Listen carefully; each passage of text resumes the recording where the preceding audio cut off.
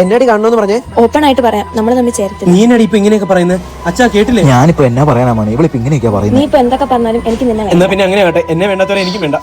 ഇവരിങ്ങനെ പിരിയുന്ന കാണുമ്പോ എനിക്ക് സഹിക്കാൻ പറ്റുന്നില്ല.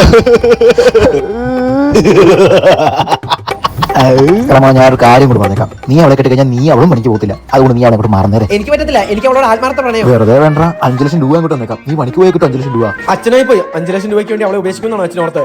6 ലക്ഷം രൂപ വേണേ സമ്മതിക്കാം. Okay fix. മോളെ എനിക്കൊരു കാര്യം പറയാനുണ്ട്. എന്റെ പൊന്നുമോളെ നീ ആ പൊട്ടനെ കെട്ടി കഴിഞ്ഞാൽ നിന്റെ ജീവിതം നശിച്ചു പോകത്തുള്ളൂ. ഇപ്പോഴാണ് നിന്റെ പുറകെ പണ്ട് നടന്ന കിച്ചുവില്ലേ അവൻ വന്നിട്ടുണ്ട്. അവനെ കിട്ടി നിനക്ക് അമേരിക്കക്ക് പോവാ. അച്ഛനെ പറ്റി അങ്ങനെയാണോ വിചാരിച്ചത്? അമേരിക്ക എങ്കിൽ അമേരിക്ക.